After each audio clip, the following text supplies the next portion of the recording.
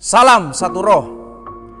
Bapak Ibu yang dikasihi oleh Tuhan, kita berjumpa walaupun dalam bentuk rekaman ataupun siaran seperti ini, tidak mengurangi akan kerinduan kita untuk menikmati firman Allah, kerinduan kita untuk terus melekat kepada Tuhan melalui persekutuan dalam firman-Nya. Itu sebabnya sebelum kita masuk di dalam mendengarkan dan merenungkan firman Allah pada kesempatan ini, saya mengajak kita bersama-sama satu di dalam doa. Kita berdoa. Bapa yang maha baik, yang empunya kehidupan ini, kami bersyukur bahwa Tuhan senantiasa memberikan kesempatan bagi kami boleh bersekutu melalui persekutuan firman-Mu pada kesempatan saat ini. Itu sebabnya berkati setiap kami Tuhan dengan hati pikiran yang terarah kepada Engkau, sehingga setiap kebenaran firman Allah yang kami dengarkan pada saat ini akan memberkati kami, menuntun kami dan mengubahkan kami, serta menguatkan setiap kami Tuhan di dalam kebenaran-Mu. Terima kasih Bapa di sorga, kami menyerahkan waktu-waktu yang ada ini selanjutnya ke dalam tangan kuasa dan pimpinan daripada Engkau. Dalam nama Yesus kami bersyukur. Haleluya. Amin. Bapak Ibu yang dikasihi oleh Tuhan, kita bersama-sama pada kesempatan ini mendengarkan firman Allah yang terdapat di dalam Mazmur pasalnya yang pertama, ayat 1 sampai ayatnya yang ke-6. Saya baca untuk kita sekalian. Judulnya, Jalan Orang Benar dan Jalan Orang Fasik. Berbahagialah orang yang tidak berjalan menurut nasihat orang fasik, yang tidak berdiri di jalan orang berdosa, dan yang tidak duduk dalam kumpulan pencemooh, tetapi yang kesukaannya ialah Taurat Tuhan, dan yang merenungkan Taurat itu siang dan malam. Ia seperti pohon yang ditanam di tepi aliran air, yang menghasilkan buahnya pada musimnya, dan yang tidak layu daunnya, apa saja yang diperbuatnya berhasil. Bukan demikian orang fasik, mereka seperti sekam yang ditiup angin. Sebab itu orang fasik tidak akan tahan dalam penghakiman. Begitu pula orang berdosa dalam perkumpulan orang benar. Sebab Tuhan mengenal jalan orang benar, tetapi jalan orang fasik menuju kebinasaan.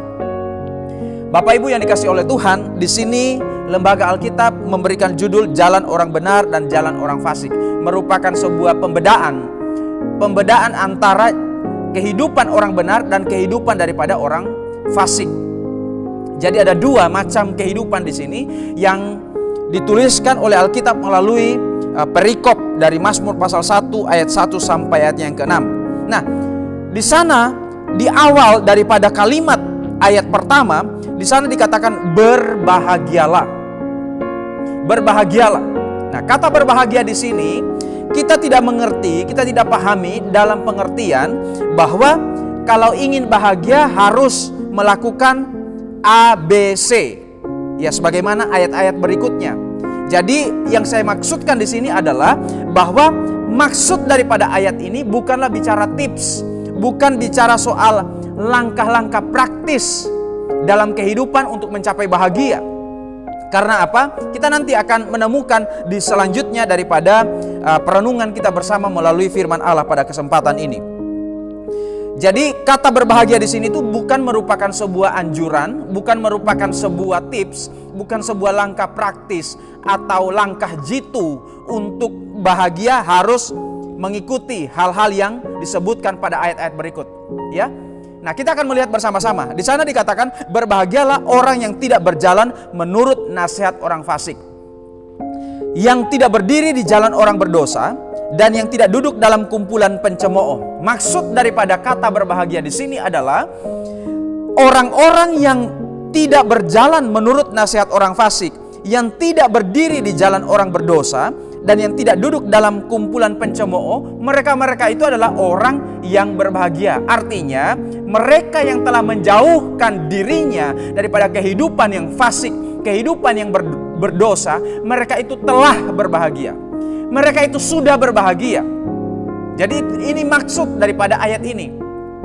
Jadi ini merupakan sebuah sebutan, merupakan sebuah ungkapan, pujian, merupakan sebuah pernyataan atas kehidupan yang menjauhkan diri daripada kehidupan berdosa atau kehidupan yang fasik, di mana orang-orang yang demikian disebutkan sebagai orang-orang yang berbahagia. Nah, kita akan melihat bersama-sama apa yang telah dijabarkan melalui ayat yang pertama ini. Kita akan melihat ada 3 korelasi, 3 kategori yang dikelompokkan oleh Alkitab di sini yaitu berkaitan, yang pertama yaitu orang fasik. Ya, yang pertama itu adalah orang fasik, yang kedua itu orang berdosa, yang ketiga adalah pencemooh. Saya ulangi, yang pertama adalah orang fasik, yang kedua adalah orang berdosa, yang ketiga adalah pencemooh. Lalu berikutnya kita melihat bahwa apa yang mereka lakukan.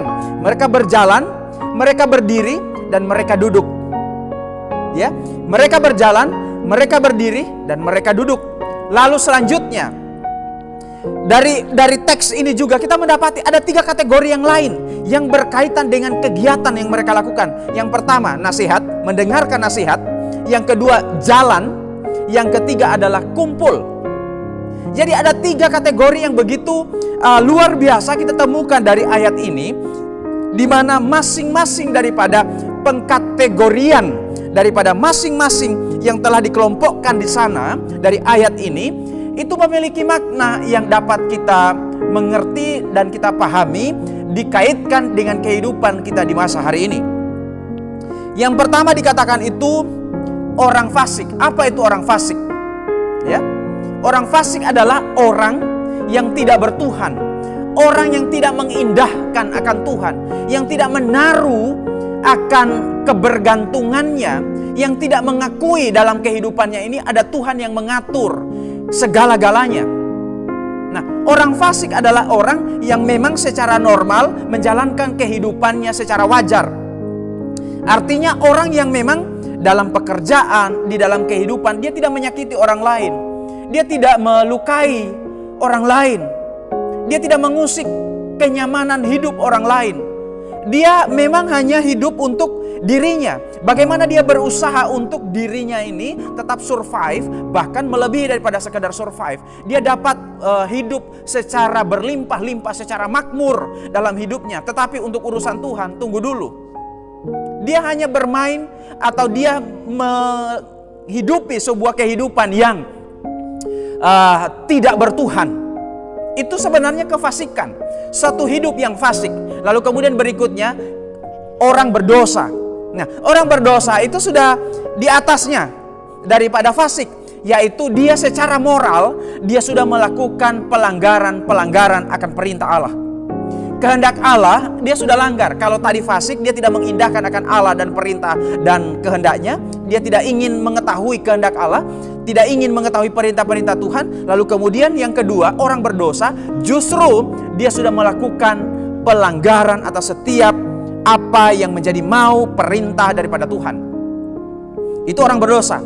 Yang ketiga adalah pencemooh. Nah, kalau pencemooh ini adalah orang yang menghina, mengejek, memandang rendah orang benar.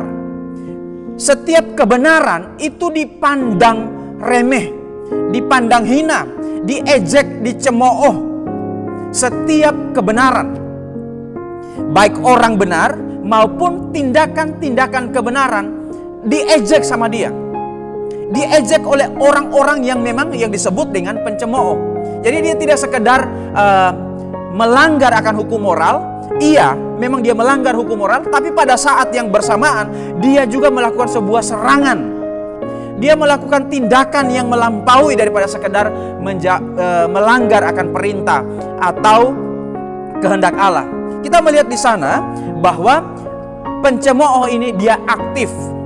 Dia aktif melakukan penghinaan atau cemoohan terhadap kebenaran itu sendiri. Lalu berikutnya, di sana dikatakan berjalan di jalan orang berdosa ya. Jadi kegiatan yang dilakukan oleh orang fasik tadi itu berjalan menurut nasihat orang fasik. Jadi berjalan ini merupakan sebuah gaya hidup. Berjalan di sini itu yang dimaksudkan adalah lifestyle, konsep hidup, prinsip hidup, paham yang dia miliki, paham yang dia punya. Itulah yang kemudian itu bisa saja orang-orang benar, orang-orang percaya bisa terjebak di sana. Itu bukan satu kemustahilan. Setiap orang harus mewaspadai dirinya, harus berhati-hati jangan sampai terjerat di dalam paham, di dalam pengertian konsep daripada orang-orang fasik di mana mereka memiliki jalan sendiri. Mereka memiliki paham sendiri, memiliki falsafah hidup sendiri. Apa falsafah daripada orang-orang fasik itu? Ya, tidak perlu bertuhan, tidak perlu cari Tuhan. Kalaupun bertuhan ya tidak usah terlalu-terlalu. Itu paham mereka, itu falsafah mereka. Yang penting cukuplah hari Minggu kita ke gereja. Dalam kegiatan-kegiatan yang lain, ya sifatnya hanya menjadi pengisi, sekedar untuk melengkapi jumlah daripada kehadiran, atau ya untuk memenuhkan daripada sebenarnya ada semacam guilty feeling, ada semacam kegelisahan di dalam dirinya kalau dia tidak ke gereja, ya dia merasa gelisah. Sehingga supaya dia tidak gelisah, supaya dia di rumah lebih tenang, ya sudah saya pergi ke gereja. Orang-orang semacam ini tidak bertuhan.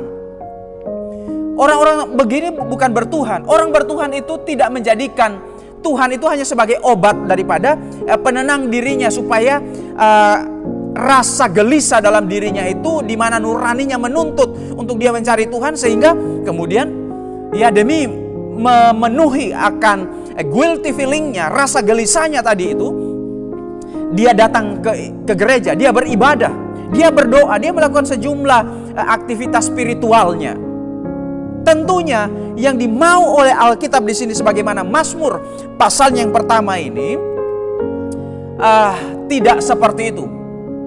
Jalan hidup daripada orang fasik, ya, jalan hidup orang fasik itu seperti itu. Lalu kemudian berdiri. Yang pertama tadi itu berjalan. Jadi konsep-konsep mereka kita harus hati-hati. Yang kedua adalah berdiri. Berdiri berarti kita sudah stay, kita sudah bersama-sama dengan orang berdosa. Sekarang kehidupan kita itu kemudian itu bisa saja terjebak di dalam sebuah situasi di mana awalnya tadi itu hanya sekedar berjalan, lalu kemudian sekarang berdiri bersama-sama dengan mereka. Artinya kita sudah bersepakat, kita sudah bersama-sama memegang erat daripada apa yang menjadi konsep mereka, apa yang menjadi falsafah hidup mereka. Kita harus berhati-hati di sana, sehingga jangan sampai kita sampai pada berikutnya, duduk. Duduk berarti kita sudah diam memerintah. Karena duduk ini bicara soal singgasana, bicara soal pemerintahan. Duduk di sini itu berarti dia sendiri aktif menggerakkan, tidak hanya saja tidak bertuhan atau melakukan pelanggaran terhadap hukum moral, tetapi dia sendiri yang menjadi motor penggerak. Dia ikut menggerakkan sebuah kejahatan. Dia menggerakkan sebuah tindakan yang amoral, tindakan-tindakan yang bertentangan dengan kehendak Allah. Justru dia memprovokasi orang-orang yang demikian. Tentunya akan jauh dari yang namanya bahagia, sebagaimana yang Alkitab katakan di sana tadi itu. Mustahil seseorang itu bisa merasa bahagia jikalau dia diliputi oleh situasi yang semacam ini. Nah, berikutnya di sana dikatakan itu nasihat, ya, nasihat, jalan dan kumpulan. Nasihat daripada orang fasik, yaitu falsafahnya tadi itu akan selalu diperdengarkan kepada kita. Hidup itu cuma sekali, nikmati hidup itu, toh juga nanti akan mati. Lalu kemudian dia tidak mencari kehendak Tuhan. Memang hidup itu cuma sekali, itu benar. Tapi hidup yang cuma sekali ini tidak digunakan hanya untuk memuaskan seluruh keinginan diri, memuaskan seluruh keinginan mata, keinginan daging ini. Kita harus sadar, kita harus tahu bahwa memang daging ini itu memiliki keinginannya sendiri. Dan kita yang tinggal di dalam daging, kita dikuasai oleh dosa. Artinya bahwa keinginan daging itu selalu ingin memuaskan akan hasrat dosa, di mana dosa yang tinggal di dalam daging, selama kita tinggal di dalam daging itu ada dosa yang selalu menuntut untuk dipuaskan keinginannya. Sehingga kita harus selalu datang kepada Tuhan. Kita harus bersekutu dengan Tuhan. Melalui apa? Melalui doa dan persekutuan di dalam firman-Nya. Di sana dikatakan tadi itu bahwa ada nasihat daripada orang fasik. Mereka memiliki faham yang akan dinasihatkan. Kita akan terus mendengar, entahkah itu tahayul, entahkah itu nasihat-nasihat yang kelihatannya masuk akal. Ya, yang berkaitan dengan kehidupan sehari-hari, yang berkaitan dengan yang namanya keuntungan, profit. Kita akan mengabaikan kebenaran. Ya, yang namanya bisnis tidak bisa kalau tidak tipu-tipu. Biasanya orang fasik itu akan menasihatkan seperti itu. Kita dipanggil tidak menuruti akan nasihat orang fasik. Lalu berikutnya, tidak berdiri di jalan orang berdosa tadi itu. Kalau sudah dengar nasihatnya, lama-kelamaan dia akan berdiri di sana. Berdiri artinya dia akan menjadikan pondasi daripada berdirinya, pondasi daripada hidupnya pada nasihat-nasihat yang telah dia dengar. Lalu kemudian dia tergabung di dalam perkumpulan, di mana perkumpulan itu akan membuat dia tidak bisa lepas lagi. Perkumpulan di sini itu membuat dia tidak bisa memisahkan dirinya. Mau tidak mau, dia akan tetap berada di dalam perkumpulan yang begitu solid. Karena apa? Solidaritas itu tidak semata-mata berada dalam dunia rohani. Kalau kita melihat ke dalam dunia sana, di luar sana ada banyak solidaritas yang dibangun oleh komunitas-komunitas, bahkan komunitas berdosa. Kalau kita jumpai di sana, di luar sana, kita menemukan mereka begitu solid. Mereka saling memperhatikan dalam soal solidaritasnya. Misalnya anak pang. Anak pang itu adalah geng, adalah kelompok komunitas daripada anak-anak yang suka tindian biasanya itu. Lalu rambutnya dijabrik seperti tentara Romawi. Biasanya mereka suka ngamen. Lalu kemudian tuh mereka berada di lampu merah. Ya, model mereka seperti itu. Dan solidaritas mereka itu begitu tinggi. Mereka begitu sangat bersatu di dalam menjaga komunitasnya, dalam menjaga persekutuannya. Dalam tanda kutip ya. Persekutuan yang semacam itu adalah sebuah persekutuan yang berdosa, persekutuan yang fasik. Nah, itu sebabnya kita harus menghindarkan diri daripada jebakan-jebakan yang akan membawa setiap orang bisa saja tanpa dia sadar. Karena apa? Dosa selalu menuntut untuk dipuaskan. Dosa itu selalu menuntut untuk dipuaskan. Itu sebabnya setiap kita harus selalu waspada. Setiap kita harus selalu mewaspadai diri. Jangan sampai kita terjebak di sana. Supaya apa? Supaya kita benar-benar memiliki kepekaan. Melalui firman Tuhan ini kita boleh diajar. Kita boleh diingatkan bagaimana kita harus menjaga diri kita dari kehidupan yang semacam itu. Supaya apa? Kita disebutkan sebagai orang yang berbahagia. Karena memang orang yang berbahagia itu adalah orang-orang yang memang telah menjauhkan dirinya daripada hal-hal yang sudah diuraikan di atas tadi. Selanjutnya, Alkitab menuliskan di sini itu tetapi ayat yang kedua, tetapi yang kesukaannya ialah Taurat Tuhan dan yang merenungkan Taurat itu siang dan malam. Seseorang yang menggunakan pikirannya, yang merenungkan akan firman Tuhan atau Taurat Tuhan adalah seseorang yang terlebih dahulu harus meninggalkan kehidupan atau cara hidup yang berdosa. Kita tidak bisa langsung masuk pada perenungan firman sebelum kita meninggalkan cara hidup yang fasik. Sebelum kita meninggalkan cara hidup yang berdosa. Itu tahap pertama. Baru kemudian masuk pada tahap berikutnya, merenungkan firman Allah. Karena merenungkan firman Allah tanpa meninggalkan kehidupan berdosa, firman Tuhan yang direnungkan tadi itu, firman Tuhan yang dia pelajari, itu hanya menambah sebenarnya dosa di dalam dirinya. Kenapa menambah dosa? Karena dia bisa gunakan ayat firman Tuhan sebagai tameng, menjadi alat untuk melindungi dirinya daripada apa? Serangan, membentengi dirinya kalau ada orang yang menyatakan dirinya salah. Dia menguasai ayat-ayat, diputar balik, merasionalisasi segala sesuatunya, tapi sebenarnya ada hasrat dosa di dalam dirinya yang ingin dipuaskan, sehingga dia berkeinginan menggunakan ayat-ayat itu hanya untuk memuaskan keinginannya sendiri. Dia bersembunyi di balik ayat-ayat itu. Kita dipanggil, yang pertama-tama harus meninggalkan kehidupan berdosa, baru masuk di dalam kehidupan yang merenungkan firman Allah. Supaya apa? Benar-benar kehidupan kita didapatinya, kita benar-benar diubahkan oleh kebenaran itu sendiri. Bapak Ibu yang dikasihi oleh Tuhan, Di sini kita mendapati bahwa firman Allah menegaskan bagi kita bahwa orang-orang yang kesukaannya ialah Taurat Tuhan. Di sini dikatakan kesukaannya. Kesukaan berarti menjadi hobi. Kesukaan berarti sesuatu yang dia gemari.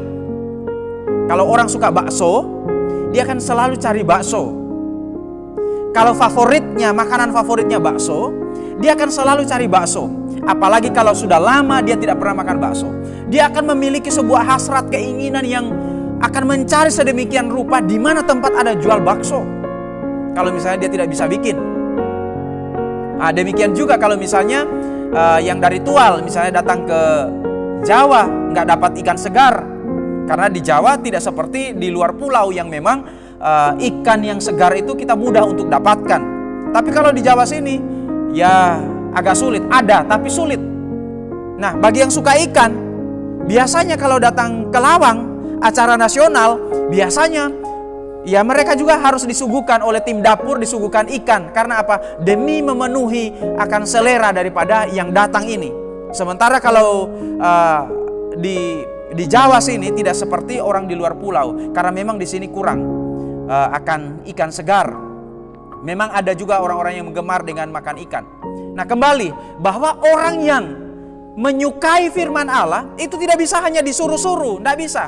Kamu harus suka ya, kamu harus suka ikan. Tidak bisa. Rasa sukanya hanya karena disuruh. Tidak. Dia menyukai kalau misalnya itu ikan, dia menyukai itu karena dia sudah mengecap dan ternyata ikan itu nikmat. Ternyata itu cocok di lidahnya dan dia menikmati akan apa yang dia konsumsi, yang dia makan. Nah, sama dengan firman Allah. Kalau kita belum menemukan kenikmatan di dalam persekutuan dengan firman-Nya, kalau ternyata firman Allah hanya menjadi sebuah kewajiban, di mana itu menjadi beban secara mental, secara spiritual bagi kita ketika kita baca, lalu kemudian kita mengantuk, kita tidak menemukan sesuatu yang membuat kita itu tertarik, membuat kita menggebu-gebu dan membuat kita itu antusias dan ingin mencari tahu apa sebenarnya yang ada di balik daripada ayat ini. Tentunya kita belum masuk di dalam kategori suka akan firman Tuhan. Karena yang namanya suka itu tidak bisa karena perintah, tidak bisa karena disuruh, tidak bisa karena dipaksa. Suka itu harus dari dirinya, di mana dia menikmati akan kenikmatan daripada daya tarik daripada firman Allah itu. Yang pertama, meninggalkan kehidupan yang berdosa. Berikutnya, dia masuk di dalam persekutuan akan firman. Berikutnya dikatakan suka. Nah, suka di sini dia merenungkan siang dan malam. Siang dan malam. Kenapa dikatakan siang dan malam? Bukan berarti orang yang bertuhan, orang yang sungguh-sungguh dengan Tuhan, lalu 1 kali 24 jam dia hanya membaca dan merenungkan firman Tuhan. Bukan itu maksudnya. Yang dimaksudkan di sini adalah ketekunan. Ketekunan di dalam membaca firman Allah. Seseorang yang bekerja, seseorang yang banyak waktunya memang untuk ya namanya panggilan profesinya, entahkah itu dia seorang bisnismen, entahkah dia seorang dokter, entahkah dia seorang guru, entahkah dia seorang pegawai pabrik atau pegawai swasta atau PNS, apapun pekerjaannya, dia harus selalu kaitkan dengan firman Allah. Dia harus selalu integrasikan setiap pekerjaan itu sendiri dengan firman Allah. Apakah yang dia lakukan, prinsip-prinsip, keputusan-keputusan, kebijakan-kebijakan yang dia ambil, apakah cocok dengan firman Allah? Itu orang yang merenungkan firman. Artinya dia selalu mengkaitkan itu, langsung connect, langsung pikirannya terarah kepada firman Allah ketika dia melihat sebuah fakta yang sedang terjadi di hadapannya. Kehidupan yang sedang berlangsung, dia boleh maknai dengan sebuah satu sistem nilai. Sistem nilai yang dia pakai bukan yang dari dunia, bukan dari yang orang luar, daripada orang fasik, tetapi hanya bersumber daripada firman Allah yang ia tahu. Tuhan memanggil kita untuk kehidupan yang semacam ini, Bapak Ibu yang dikasih oleh Tuhan. Lalu selanjutnya di sana kita mendapati ayat yang ketiga, ia seperti pohon yang ditanam di tepi aliran air, yang menghasilkan buahnya pada musimnya, dan yang tidak layu daunnya, apa saja yang diperbuatnya berhasil. Kita suka ayat ketiga bagian terakhir, apa saja yang diperbuatnya berhasil. wajar dan sangat manusiawi.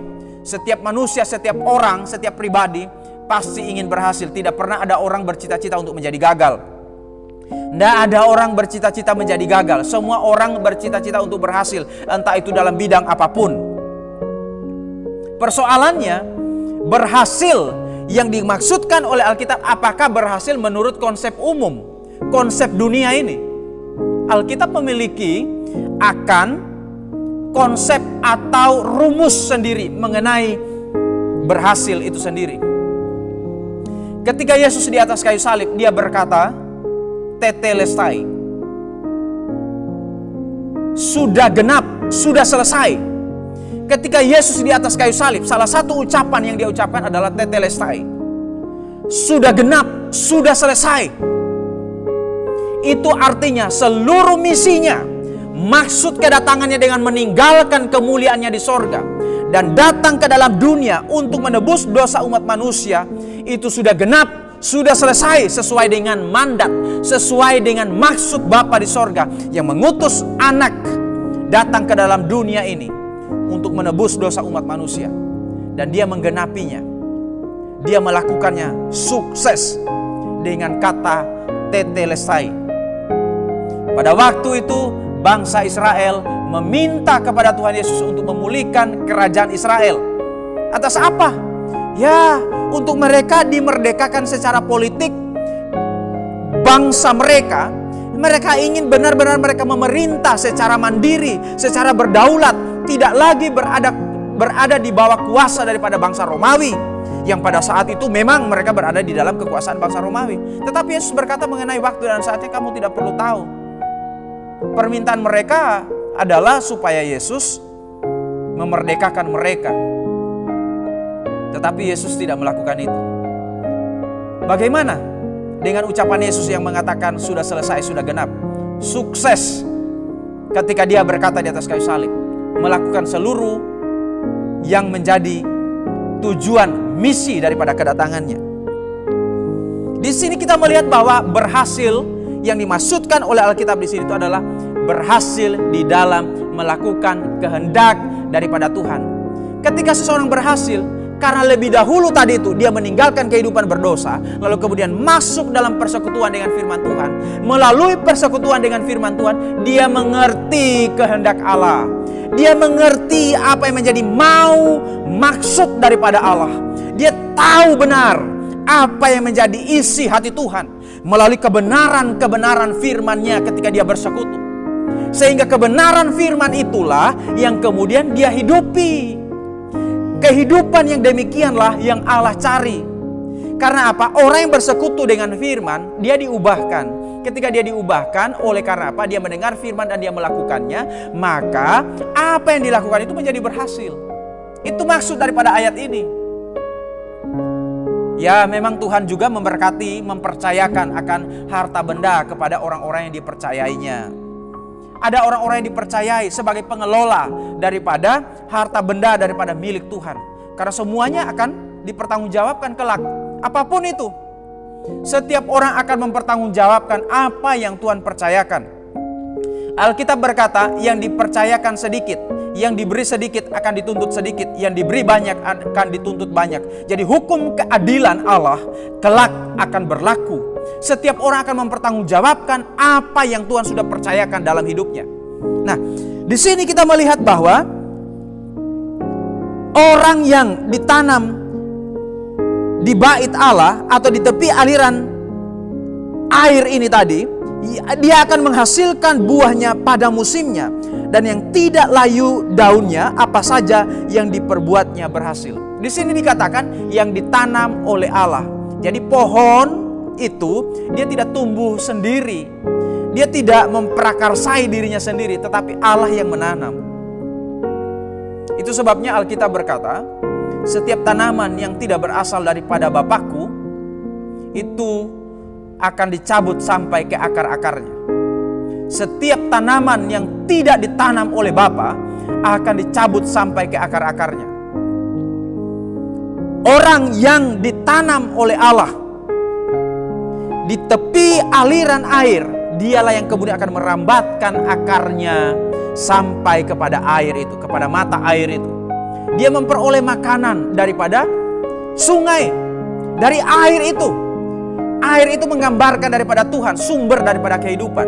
Setiap orang yang bersekutu dengan dia, bersekutu di dalam firman-Nya, dia akan memperoleh suplaian daripada kehidupan rohani yang benar dalam hidupnya. Itu sebabnya saya mengajak kita sekalian untuk bersama-sama melihat di sini bahwa sebagaimana janji firman Allah bahwa orang-orang yang sudah meninggalkan kehidupan berdosa dan masuk dalam persekutuan dengan firman Allah, dia seumpama, dia seperti pohon tadi yang ditanam di tepi aliran air. Berikutnya, bukan demikian orang fasik, mereka seperti sekam yang ditiup angin. Bukan demikian dengan orang fasik, mereka seperti sekam. Sekam adalah kulit padi, di mana biji berasnya itu sudah tidak ada, sudah kosong, sekarang tinggal kulitnya. Nah, ini mudah untuk ditiup angin. Artinya dia tidak bertahan terhadap pencobaan, terhadap sebuah keadaan situasi yang sulit. Orang-orang yang fasik, orang-orang berdosa itu tidak akan bertahan. Tetapi orang-orang yang benar, orang-orang yang tinggal di dalam persekutuan dengan firman, mereka inilah yang akan bertahan di dalam situasi-situasi yang sulit sekalipun. Angin akan menghembuskan, meniup setiap yang tidak ada isinya, yang tidak ada isinya, yang tidak ada bobotnya, yaitu sekam itu, yaitu kehidupan yang tidak memiliki persekutuan di dalam Allah melalui firman-Nya. Lalu selanjutnya dikatakan, sebab itu orang fasik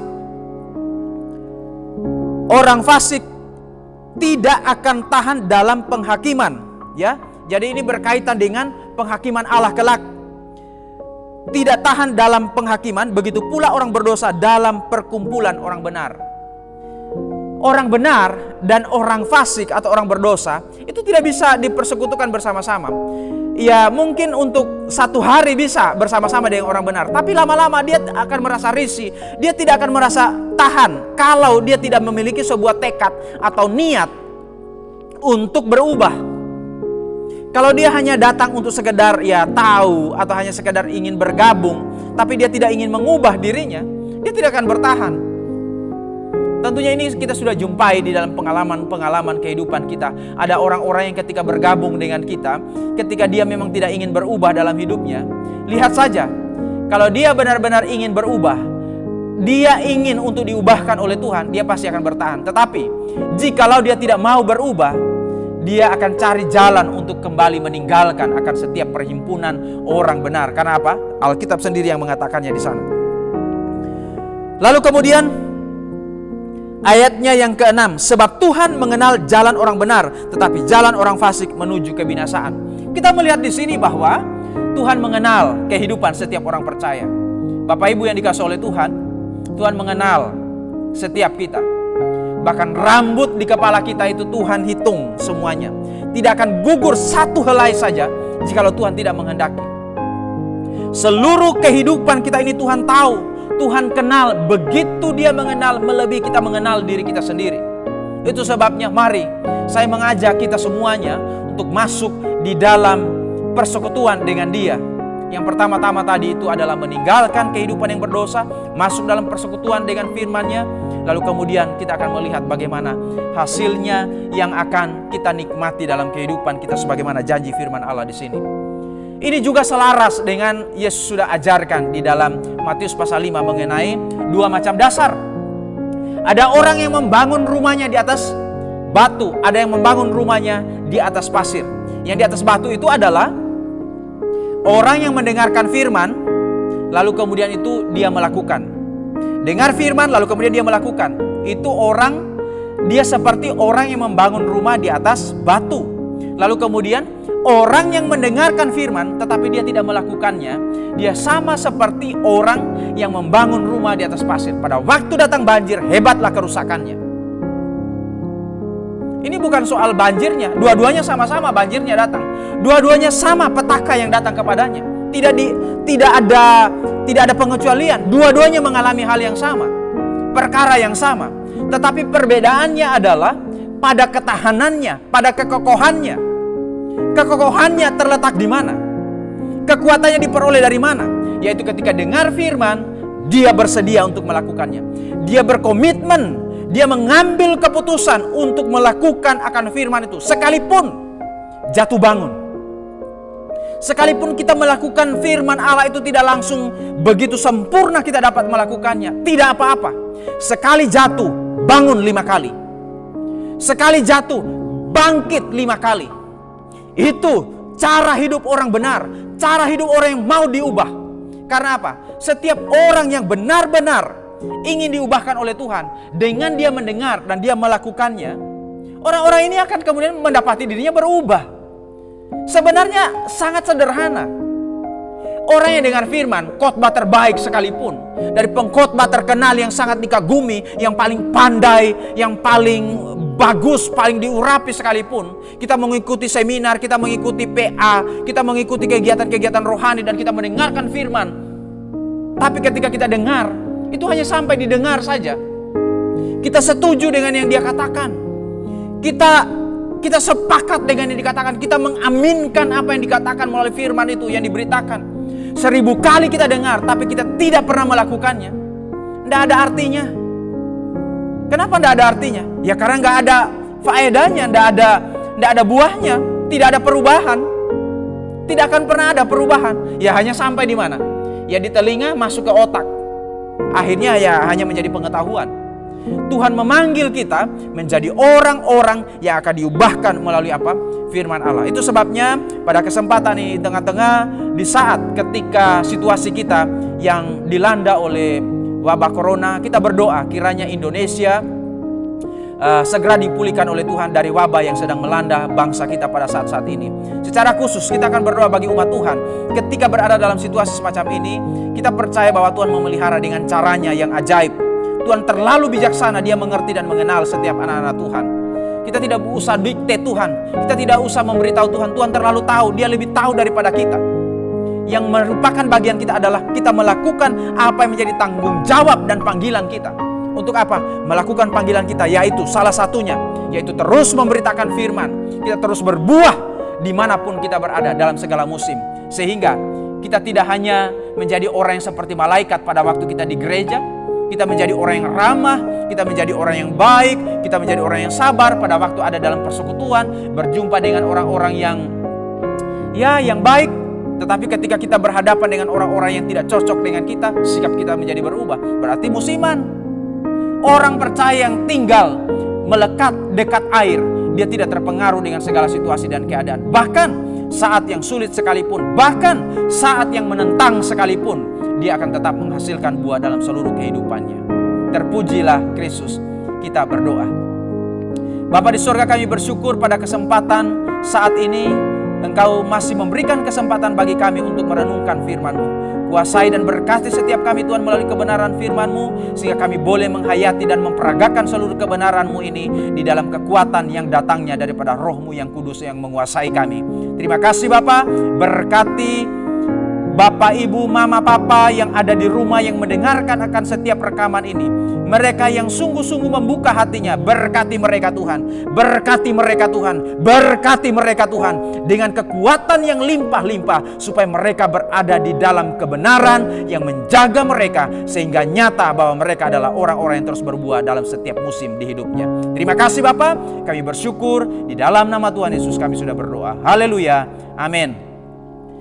Tuhan Yesus memberkati, kiranya melalui pemberitaan firman ini kita semakin dikuatkan dan diberkati oleh Tuhan. Shalom, salam satu roh.